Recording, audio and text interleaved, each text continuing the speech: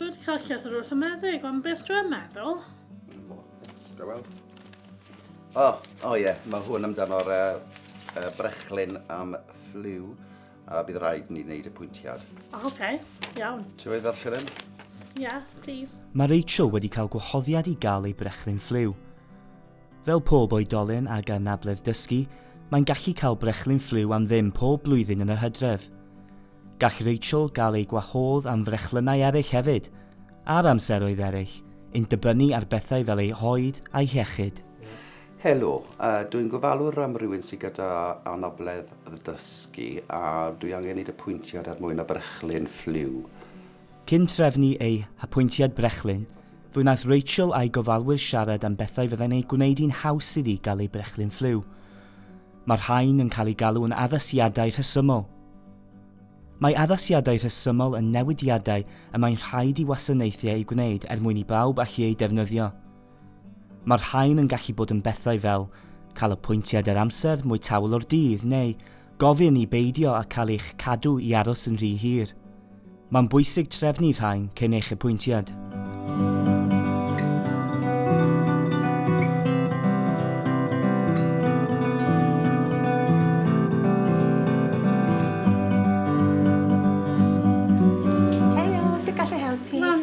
Enw Rachel Jones, mae gen i apwyntiad am 2 gloch. Ie, mae gen i'ch apwyntiad yma. Mae gen i apwyntiad dwbl i ti, rhoi dim bach mwy o amser. A jyst i rhoi gwybod i ti, os i moyn mynd o gyfalwr mewn efo ti, mae hwnna'n iawn. Iawn. Os gyfer o sydd, bydd nhw gael ti mewn. Diolch yn fawr.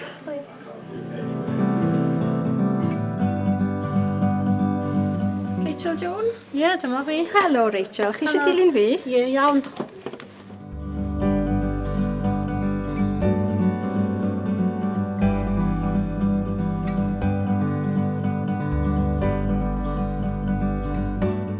Helo Rachel, hawys ydw i. Helo. Chi wedi dod am y frechlyn ffliw heddiw? Ydw. Wych. Geithoch chi cyfle i fynd trwy'r gwybodaeth dath gyda'r llythyr? Do, John, sy'n darllen yn trwy'r gyda'r gyfalwyr fi. Wych. Ydych chi'n teimlo'n iach heddiw? Ydw, diolch. Oes genddoch chi unrhyw alergedd? Penicillin. Mae hwnna'n iawn. Ac ydych chi'n cael y frechlyn ffliw o'r blaen? Ydw. Ydych chi'n teimlo'n oce i'r ole? Ys i braich bach yn dost, a wedi mwy blinedig nag arfer. Mae hynna'n gallu digwydd. Ni'n gweld hwn yn ymal. Ni'n galw symptomau yma yn sgil-effeithiau. Nid ydy pawb yn cael nhw, ond fel arfer ar ôl brechlyn gall pobl teimlo'n blinedig, poen yn y fraich am 2 neu 3 diwrnod ar ôl. Mae rai pobl yn gallu cael cur pen a cyhyrau'n yn poeni hefyd. Hefyd mae rai pobl yn gallu cael tymheredd. Beth dwi'n neud os rwy'n am digwydd i fi? Felly os chi yn cael y sgil-effeithiau yma, newch yn siŵr bod chi'n gorffwys, yfed digon o ddŵr, a hefyd gallwch chi cymeryd moddion fel paracetamol i helpu. Iawn, diolch.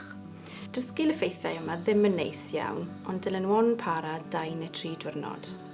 Ond os ych chi yn poeni amdano nhw, neu os maen nhw yn creu chi teimlo'n sâl, neu para mwy na 3 diwrnod, newch yn siŵr bod chi'n dod nôl i'n gweld ni. Iawn, diolch. Wyt ti'n hapus i cario ymlaen? Ydw, ond dwi'n ofni pigad. Mae llawer o pobl yr un peth, paid a poeni. Mae'n proses gyflym iawn, fyddwn ni'n rhoi y frechlyn ar top y fraich, a fydde drosodd mewn chwynkiad. Byddai'n helpu os na i cuddio'r pigiad ohono ti, a felly, pan ma'n ni'n barod, gall ti edrych bant ar y dy gyfalwr? Iawn. Os ganddoch chi unrhyw cwestiynau, chi barod? Ydw, dwi'n barod. Wych. Gan nad ydy Rachel yn hoffi nodwyddau, mae yna bethau mae hi'n gallu gofyn amdanyn nhw i helpu gyda hyn.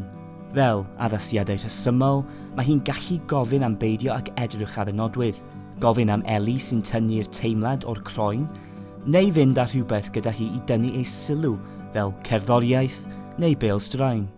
Reit, dyna ni de, wedi gorffen. Chi'n teimlo'n oce? Ydw, dwi'n iawn. Good. Unrhyw ragor o cwestiynau? Nag oes. Wych, na ni de. Newn ni weld chi cyn hir. Iawn, diolch.